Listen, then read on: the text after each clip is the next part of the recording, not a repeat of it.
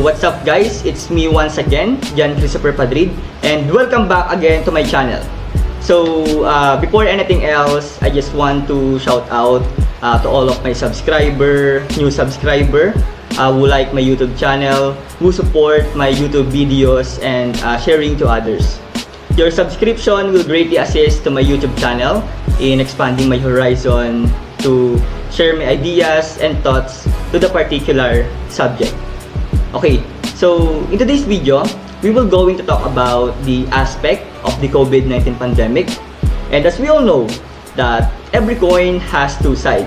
Okay, so we are pertaining to the negative and the positive impact of the said circumstances. Okay, so without further ado, let's begin.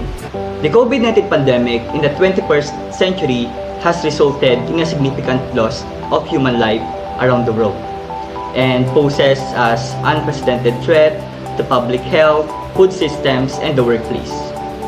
The pandemic has wreaked havoc on the economy and social systems. So in this video, we'll discuss to you what are the 6 positive and the negative impacts of the COVID-19 pandemic that I believe will be present. And there are a few patterns that are forming or have already emerged, and they will continue to exist even after all of this is completed. So what are those? Let's find out. Number 1, positive impact. Faith. Faith in our omnipotent God. We have been worshiping God in our daily lives since then, but few of us have kept our faith in God.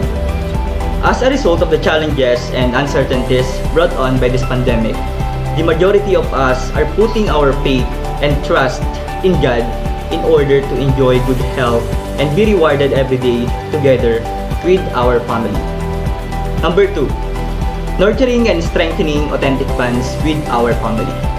Many of us have also noticed that we are spending much more time with individuals who share our homes, whether relatives or neighbors, and we can remark that in this time of pandemic, this is one of the benefits of bonding with family.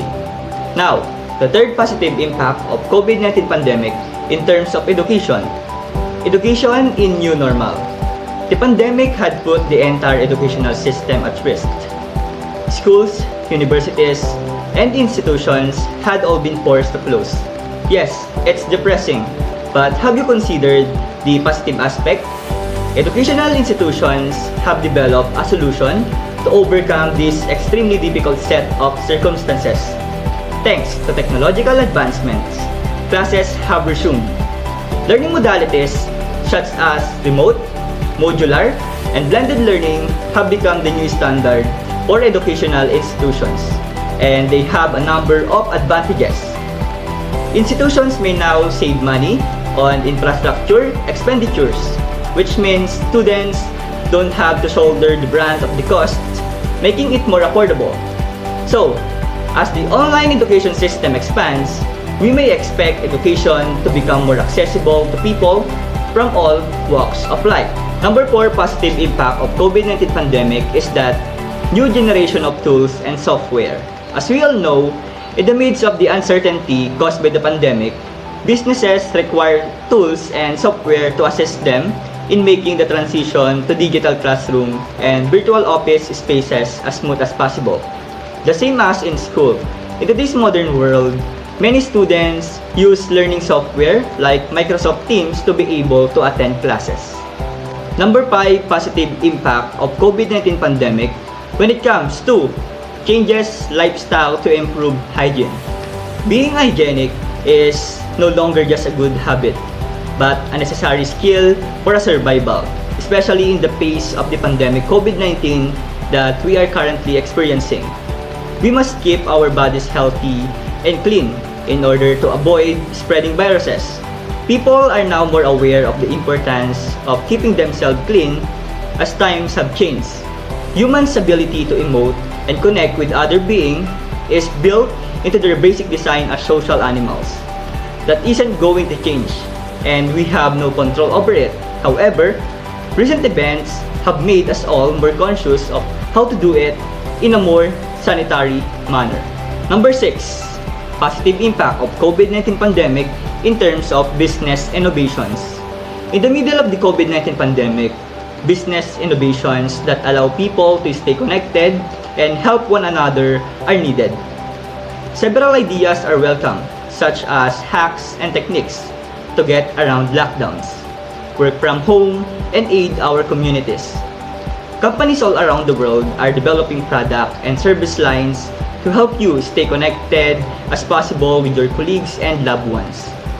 The newest trend, and rightfully so, is to find the creative ways to avoid being bored by four walls. Now, what are the negative impacts of COVID-19 pandemic? Number 1, in terms of education. One of the negative impact of the COVID-19 pandemic on education is that some students are unable to attend classes because they don't have means like smartphone or even internet connection if the learning modalities is remote learning, which is one of the prerequisites to be able to attend classes, and this is a major impediment for them due to lack of resources. The second negative impact of the COVID-19 pandemic in terms of income. The COVID-19 pandemic has had a direct impact on income due to premature fatalities, workplace absenteeism, and productivity losses, as well as negative supply shocks with manufacturing activities stalling due to worldwide supply chain disruptions and factory closures.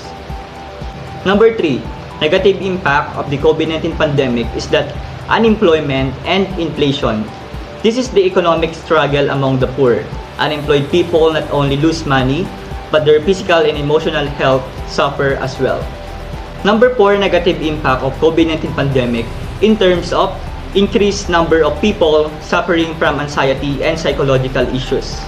People were concerned about the emotional impact of losing loved ones on themselves, their friends, and their neighbors.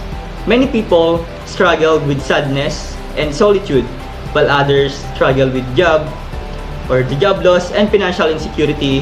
That's why this is one of the major implications in terms of health. Number 5, negative impact of COVID-19 pandemic when it comes to greater number of domestic abuse and victims of domestic violence. Domestic abuse affects people of all races, religions, and socio-economic statuses, and sexual orientations. Based on my research, according to domestic violence statistics, women ages 18 to 24 and 25 to 34 generally experience the highest rates of intimate partner violence.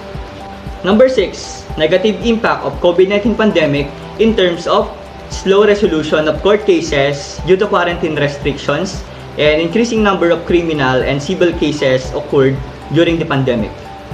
COVID-19 pandemic has posed significant issues to the rule of law in a number of jurisdictions, including how courts operate under emergency situations, curfews and lockdowns, and as a result of these circumstances, an increasing number of criminal and civil lawsuits have arisen. And additional negative impact of COVID-19 pandemic is that poor social skills development among the youth and children. There are a variety of factors that contribute to poor social skills development among the youth and children, including communication difficulties, language barriers, stressful home situations, and as I mentioned earlier, mental health issues such as anxiety and depressions is one of the major implications in these terms of health. So that's all, guys. I hope you have gained more knowledge and idea about what my perspective perspective on the two sides, positive and the negative impact of the COVID-19 pandemic that we are currently experiencing.